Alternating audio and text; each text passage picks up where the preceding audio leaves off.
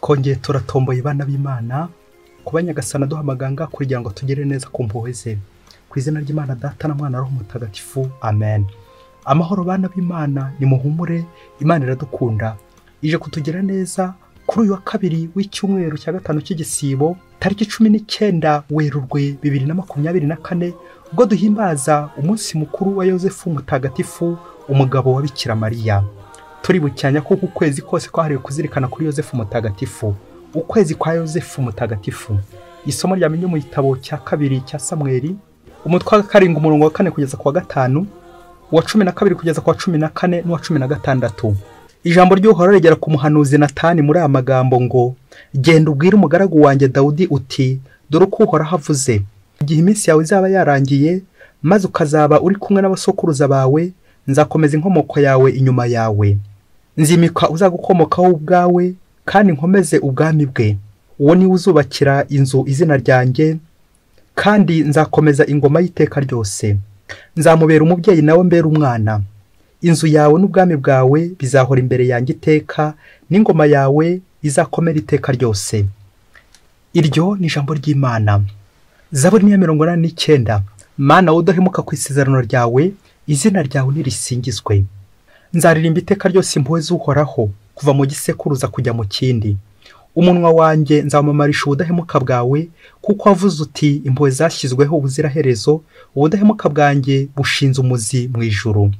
Nagiranye isezerano n'intore yanjye Dawudi, nuko ndahira Dawudi umugaragu wanjye nti, inkomoko yawe nyishyizeho ubuziraherezo, kandi intebe yawe y'ubwami nzayikomeza kuva mu gisekuruza kujya mu kindi.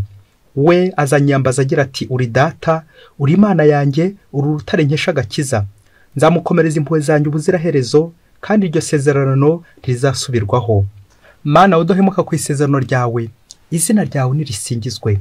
Isomo rya kabiri niryo mu Rwanda mutagatifu yandikiye Abanyaroma, umutwe wa 4 umurongo wa 13, wa 16 kugeza ku 18 n'uwa 22. Bavandimwe, koko rero ntabwo ari amategeko yatumye Aburahamu cyangwa urubyaro rwe basezeranwa guhabwa isi yose ho umurage, ahubwo n'ubutungane butangwa n'ukwemera. Niyo mpamvu ari kubw'ukwemera isezerano ryabaye ihame, ritangwa ku buntu, rigenerwa urubyaro rwose, atari abishingikirije amategeko bonyine, ahubwo ndetse n'abishingikirije ukwemera kwa Aburahamu, we mubyeyi wacu twese, nk'uko byanditswe ngo, nakugeze sekuru w'amahanga menshi. Yemeye Imana yisubiza ubuzima bapfuye, igaha kubaho ibitariho. Yizeye ibidashoboka nyamara aremera, maze abaca umubyeyi w'amahanga menshi, bikurikije rya jambo ngo, dore uko urubyaro rwawe ruzangana. Niyo mpamvu ibyo byatumye agirwa intungane. Iryo ni ijambo ry'Imana. Nyagasani Yezu ntabane namwe. Amagambo mu Ivanjili ntagatifu yanditswe na Matayo, umutwe wa 1 umurongo wa 16 kugeza ku 18, uwa 21 n'uwa 24. Muri icyo gihe Yakobo abyara Yozefu umugabo wa Mariya, ari we wabyaye Yezu witwa Kristo. Dore uko Yezu Kristo yavutse. Nyina Mariya yarasabwe na Yozefu. Mu gihe batarabana, aza gusama inda ku bubasha bwa Roho Mutagatifu. Yozefu umugabo wari intungane kandi utashaka kumuteza urubwa, yigiye inama kumusezera rwihishwa. Igihe arakibizirikana, umumarayika wa Nyagasani amubonekera mu nzozi, aramubwira ati, Yozefu mwana wa Dawudi, witinya kuzana umugeni wawe Mariya, kuko asamye ku bubasha bwa Roho Mutagatifu. Azabyara umwana uzamwite Yezu, kuko ari uzakiza umuryango we ibyaha byawo. Yozefu akangutse, abigenza uko umumarayika wa Nyagasani yamutegetse. Iyo ni Ivanjili ntagatifu. Yozefu akangutse, abigenza uko umumarayika wa Nyagasani yamutegetse. Bayoboke b'Imana, nimugire amahoro. Aha tugeze ni kuri Buri Munsi. Uze guhava nawe wabonye Imana, kandi kiza kubwira ko wabonye Imana ni ukuyereka abandi, kandi ibyo ukabikora ryari? Buri munsi. Kuri uyu munsi turahimbaza Yozefu umugabo wa Bikira Mariya. Hari akantu umuntu yavuze gasekeje, nawe uze korera n'akatagusetsa. Kubona uwitwa Fideli uhora uhemuka buri kanya buri munsi, ni ishyano rikomeye cyane. Kandi Fideli bivuga nyine indahemuka. Kubona uwitwa Imakurata uha ababyeyi inzaratsi, utanga uburozi, kandi Imakurata bivuga umuziranenge, utarangwaho icyaha. Ngo nta shyano nko kubona uwitwa Virginia ari ukuramo inda, cyangwa nahagarariye ishyirahamwe rikuramo inda, kandi iryo zina rya Virginia ryitiranwa n'irya Bikira Mariya, Bikira, isugi. Ngo nta gahinda nko kubona uwitwa Yozefu, niwe uca inyuma umugore we, niwe uhoza induru mu rugo rwe, niwe utongana mu rugo rwe, niwe umarira umutungo mu ikabare mu gihuru n'ahandi, ngo kandi yitwa Yozefu, yitiranwa na Yozefu umugabo Bikira Mariya. Ba Yozefu mwese aho muri turabasuhuje, abisunze iryo zina mwese turabasuhuje, nimwubahwe.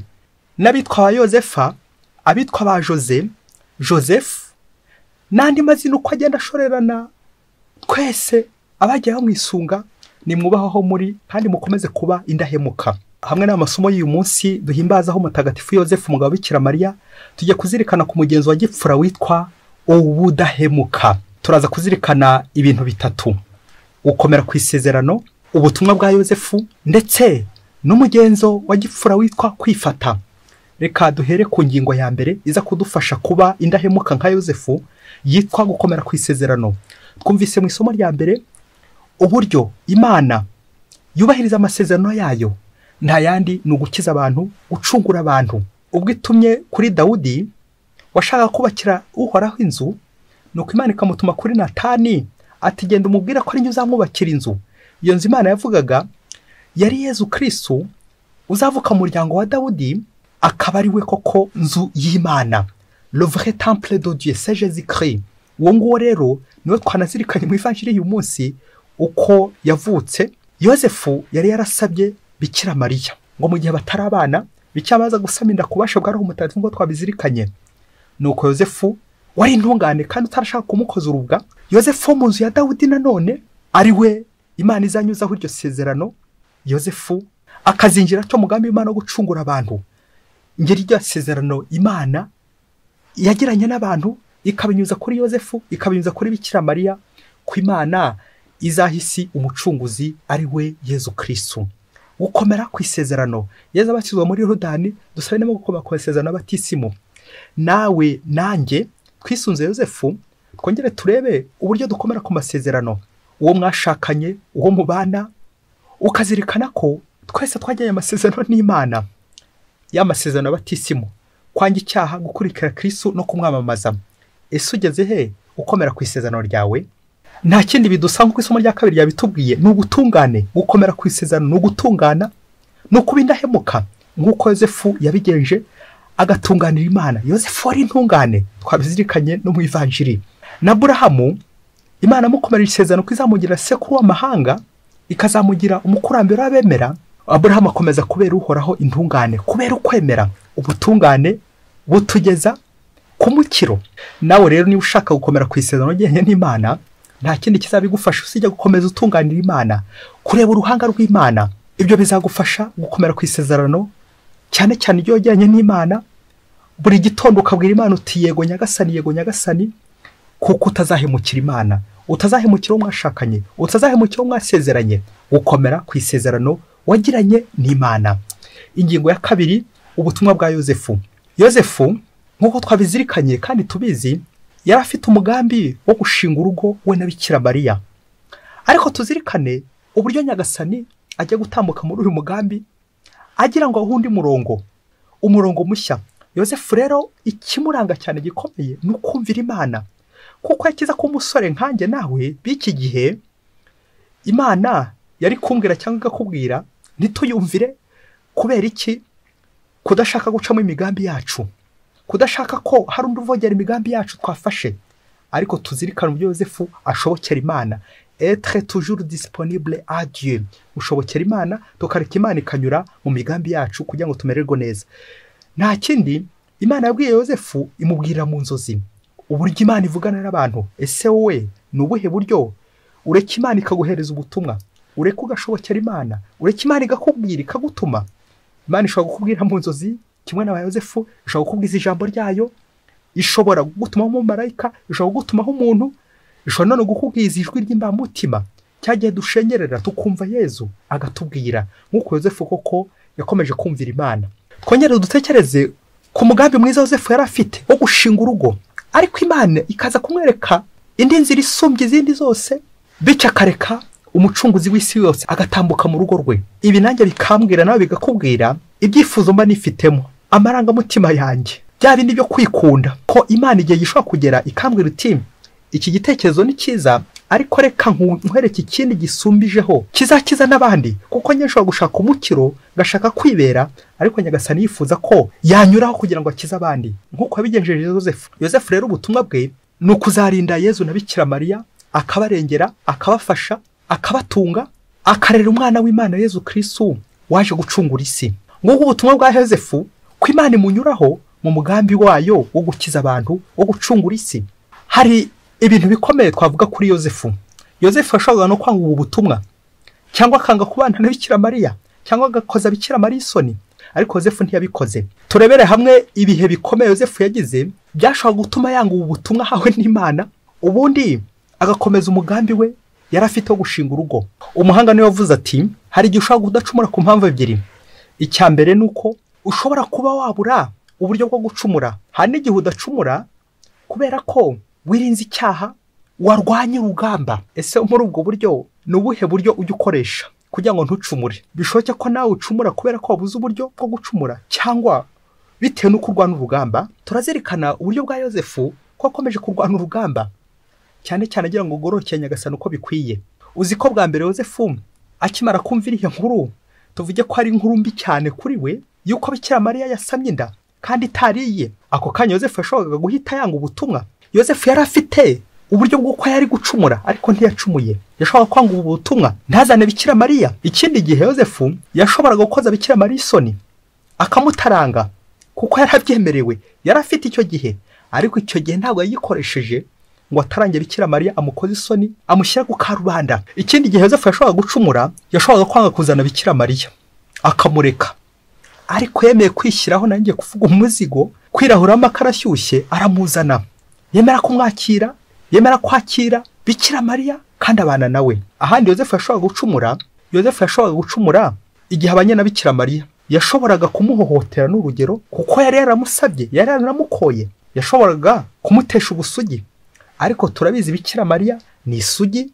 Mbere y'uko asama na nyuma y'uko abyara yakomeje kuba isugi. Bamwe ntibabyemera kubera ko abenshi dukunze kugenda ku mibiri yacu, ku irari ry'imibiri yacu, tukuva ko n'abandi batabishoboye. Nyamara Yozefu yarabishoboye babyeyi. Hari abantu bumva ko ibyo batashoboye ngo abandi batabishobora.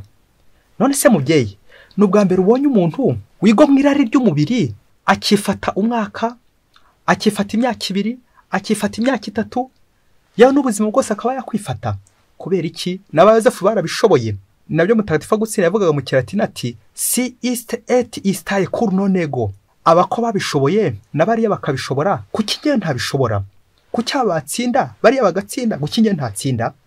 Niba Yozefu yarabishoboye, kuki se tutamwigana ngo tubishobore twebwe? Niba Imana yarakunyuzeho ikagushoboza, Imana nyisabye ko inshoboza, kuki njye itanshoboza? Aho niho kenshi dukunze gutsindirwa, dukumva ko Yozefu na Bikira Mariya uko biri kose ngo barabanye nk'umugabo n'umugore. Nyamara tukaza kwibagirwa ko habaho inema z'Imana. Imana ishobora kugushoboza ikintu uriya we kikamunanira. Rero tujye twemera n'imbaraga z'Imana ko zibaho. Yozefu hari ubundi buryo yashobora gucumuramo. Yashobora kubona Bikira Mariya yabyaye akaba yamuta mu nzu. Namwe murabizi aho babyariye mu cyaro cy'amatungo. Yozefu yashobora kubona bikomeye, akiruka akihungira akigendera, ariko yarahagumye agumana na Bikira Mariya. Ahandi hantu Yozefu yari gucumura ariko atashoboye gucumura ni igihe ahungishije umwana mu Misiri. Uzi ko kujyana umuntu mu buhungiro, ukajyana umwana utari wo mu buhungiro, aho hose Yozefu ashobora gucumura, akaba yatabikira Mariya mu buhungiro na Yezu akaba atiyongiye ubundi akigarukira. Tuzirikane rero uburyo Yozefu yabaye intwari, ntiyahunga inshingano z'urugo, akomeza kugumana Yezu na Bikira Mariya mu kababaro, mu gahinda, mu bibazo, mu bitotezo, mu bukene, mu nzara, ndetse bikaza kurangira urugo rw'i Nazareti rugenze neza kubera Yozefu. Yozefu yari afite uburyo bwinshi beaucoup d'occasion zuko ashobora gucumura, ariko ntiyabikoze. Kubera iki? Kubera umugenzo ukomeye cyane bita kwifata, kwirinda guhemuka. Uwo mugenzo rero ufite agera ku butungane akamererwa neza. Na niwo mugenzo tugiye kwigana wa Yozefu ku ngingo ya 3 witwa kwifata, abstinence. Kwifata ntabwo ari kwifata gusa mu kudakora ingeso mbi z'ubusambanyi, ahubwo no kwifata bingana kwifata ikibi. Ko ufite za occasion zo gucumura, ko ufite ibihe byo gucumura, ukavuga uti oya nyagasani undinde kandi udengera, ugakomeza kurwana urugamba rw'umubiri, ugakomeza kurwana mpaka utsinze. Twemeza ko umuntu yatsinze ari uko atakiri hano ku isi, kuko iyo ukiri hano ku isi uri kugenda urwana, ukomeza urwana, ukarwana n'umubiri, ukarwana n'icyaha kiri gushaka kurwanya, mpaka ugize te mpaka utsinze. Umuhanga niwe wavuze ati igihe nigishyika ntubu ukiri kurwana, igihe nigishyika ntugire ikintu urwana nacyo, uzamenye ko ugiye gupfa. Nuko rero nawe uzakomeza urwane n'umubiri, urwane irari ry'umubiri mpaka utsinze. Kuko kuri iyi si nyine hari ibihe byinshi cyane byo gucumura. Ikibazo uza kwibaza uyu munsi, ese iyo ubonye ibihe byo gucumura, beaucoup d'occasions de péché, aho ngaho ujya ubikoresha ucumura, cyangwa ushobora kubyigomwa, ushobora kwifata, bityo ugakomeza mu murongo mwiza, kuko n'igihe nta muntu ukubona, Imana yo ibikubona. Aho nawe ujya wumvira Imana nka Yozefu. Intungane nyine ndiyo nka Yozefu, ni uko ufite ibihe wari gucumuramo ariko ntucumure, ugakomeza kugira gute? Kwifata, kurwana urugamba rwa roho. Muri iyi si icyo nicyo tubuza benshi, kurwana n'icyaha, kurwana n'umubiri, kurwana n'irari ry'umubiri mpaka utsinze nk'aba Yozefu. Hari abantu benshi bajya birata ati sinsambana, sindoga, sinica, siniba, simbeshya n'ibindi byaha byinshi, ariko ukaza kwibagirwa ko waguha occasion, waguha umwanya, ushobora kubikora, ugasambana ivumbi rigatumuka, ukiba ivumbi rigatumuka, ukabeshya ivumbi rigatumuka, ukagambana ivumbi rigatumuka, kuko nyine wabonye urwaho. Uze kwibaza uyu munsi nka Yozefu, ese kuba utajya ucumura nuko ukomeza kwifata mu kibi, ukirinda gukora icyaha, cyangwa nuko wabuze umwanya, nawe wabuze bureshe, wabuze ahantu bakureka kugira ngo wisanzure. Umunsi umwe hirya kure cyane muri Afurika, ngo umugabo n'umugore barabanye, barakundana pe bikomeye cyane. Nuko igihe kimwe yiza kugera rya bindi yuko mutindi yanditse n'iriva, umugore wo muri urwo rugo aza kugira ibyago, ararwara indwara ikomeye cyane ku buryo yivuje biranga, aza kuba pararize igihande cyo hepfo, igice cyo hepfo nticyongera gukora neza. Naho natekereza ikigeragezo muri uru rugo uko gishyushye, uko gikomeye. Uyu mugabo arihangana, uko bari basezeranye n'uyu mugore nyine amasezerano akomeye cyane ko bazabana karamata. Nuko uyu mugabo aramuvuza, yongera aramuvuza biranga, amuzengurutse ibitaro byinshi cyane amuvuza, cyangwa arayanga gukira. Nuko bigeze aho nyine amuzana mu rugo, agumaho mu rugo, akomeza kumwitaho ari mu rugo. Noneho wa mugore agakomeza agira isoni n'ikimwaro byinshi. Ngaho yibaza ikibazo yari afite. Yari afite ikibazo ko ari we ikibazo kijeho mu rugo, ari uteje ikibazo mu rugo, ari ikibazo kijeho mu rugo. Uburyo atagikora neza inshingano z'urugo, atangira kubera umugabo we no kumva amufitiye impuhwe.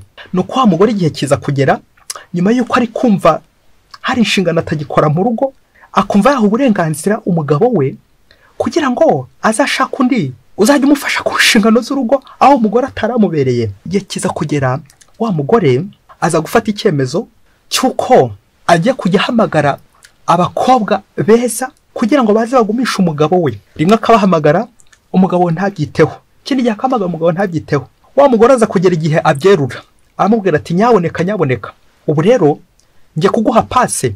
Nuko amuzanira umukobwa ukomeye cyane, umukobwa mwiza cyane kugira ngo amugumishe. Nuko amuzanira umukobwa w'inshuti yakundaga cyane, amuha n'inshingano z'uko azajya amufasha mu gukemura ibibazo byo muri urwo rugo, n'inshingano umugore atashobora gukora muri urwo rugo umukobwa akabikemura.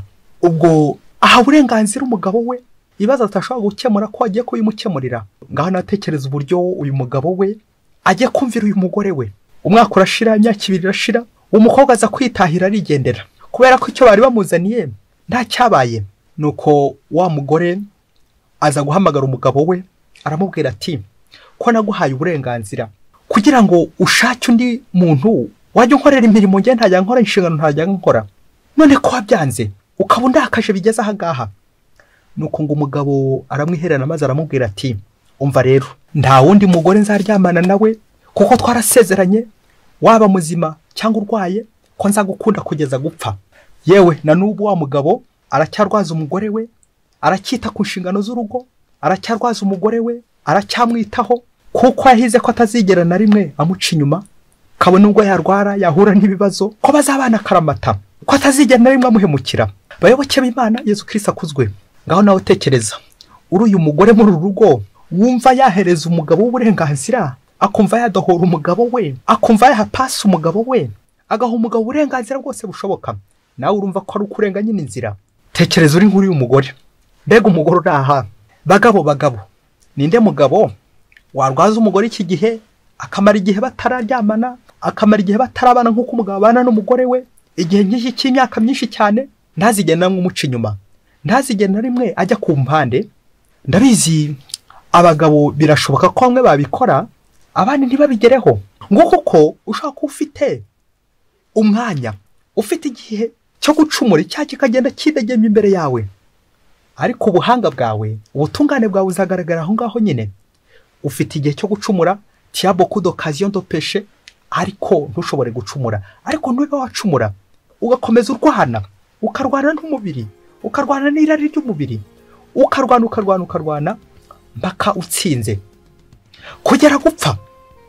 Nguko uko umugabo n'umugore bakagombye kurwana mpaka gupfa, bakabana karamata, kabone ubwo umwe yahura n'ibyago, agahura n'uburwayi, agahura n'ibibazo, bagashobora kwihanganira kuko bagiranye isezerano.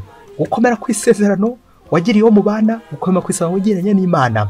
Uyu munsi hamwe na Yozefu twongera turebe abaciye mu masezerano yabo, ingo zibana ku miguruko, zagatanye ziri kuvuza ubuhuha muri no minsi, izizwi n'izitazwi, abahozanya ku nkeke umugabo n'umugore. Koko urugo rwanyu namwe rwisunze Yozefu cyangwa rwisunze Sekibi? Uze kwibaza ikibazo kuri uyu munsi mukuru wa Yozefu, umugabo Bikira Mariya, umaze guca inyuma uwo mubana kangahe? Wasanga naho hari imigambi bishora ufite yo kumuca inyuma, wasanga hari za okaziyo wari waratangiye kubona, ngaho ugiye muri za misiyo, mu mahugurwa n'ahandi hose mu muri kumwe. Aho nawe ujya ufata icyemezo ukavuga uti sinzijya nca inyuma uwo twashakanye. Wongera ucunge urebe, iyo uwo mubana agusize wenyine cyangwa akagenda wenyine, aho iyo uri wenyine urushaho kwifata ntube wakora icyaha, kubera ko ntawe ukubona, kubera ko ntawe ukuruzi, ukumva uza kwisanzura mu kibi, ukumva uhawe urubuga, uhawe umwanya. Ese aho ngaho ushobora kwifata ukikomeza n'igihe umubana adahari, ukabasha kwitwara neza, uzirikana ko Imana yo ibikuruzi? Ngubwo ubudahemuka, nguko kuba indahemuka, nguko kwifata, ukifata nka Yozefu twisunga, urugero rw'indahemuka. Nguko njye nawe tutakomeza tuvuga ngo sinsambana, siniba, sinica, ariko se uwaguha umwanya agakurekurira ibihe byose kugira ngo bigenge, aho ngaho washobora kwifata, washobora kwitwara neza no muri ibyo bihe wabonye byo gucumura. Yozefu agufasha nanjye mfashe kwitwararika, kwitwara neza, kwirinda gucumura. Kabone nubwo twaba dufite ibihe twahawe byo gucumura, nuko ukazirikana ko nubwo mubana atakubona, nubwo ugiye guhemukira atari gukubona, ariko Imana irakuruzi. Nkuko muganga yandikira umurwayi ibinini, nanjye ngiye gukwandikira ibinini umuti uzafata, kuko umuti urasharira. Uwo muti witwa kwifata. Urasharira, urarura, ariko urafasha kandi ugafata. Kwifata mu gitondo, kwifata saa sita, kwifata nimugoroba, kwifata igihe cyose, buri munsi kwifata kuko uri kumwe n'Imana. Kwirinda gucumura n'igihe ntawe ukuruzi, kuko Imana yo irakuruzi igihe cyose. Ese mwari muzi impamvu ibyaha byinshi biri kwiyongera? Ibyaha by'ubusambanyi, kwikinisha, masturbation, ubutinganyi, homosexualité, bestialité, kuryamana n'inyamaswa, n'ubundi bwoko bw'ubusambanyi bwinshi cyane. Habuze umugenzo wo kwifata wa mubyeyi we, umugenzo wo kwifata. Abantu benshi bumva buri gihe cyose bakoka ku ngeso mbi z'ubusambanyi, kurangiza ibyifuzo by'irari ry'umubiri. Nyamara aho Imana akagombye kujya, twagiye duhashyira ibyifuzo byacu. Ngaho nawe tekereza Yozefu akiza kugenda ku byifuzo bye wenyine, ntagende ku by'Imana, ubu twari kuba turi hehe? Ariko erezoma Yozefu yashobokeye Imana, yemera ko umugambi w'Imana umunyuraho.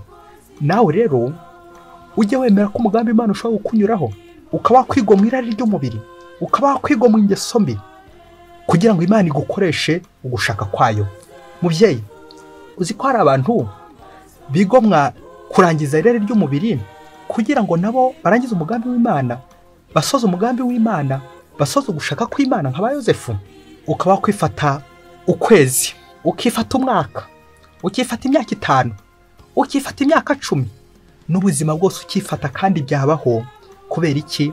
Kugira ngo ugushaka kw'Imana gutambuke muri wowe, Imana isoza umugambi wayo ikunyuzeho.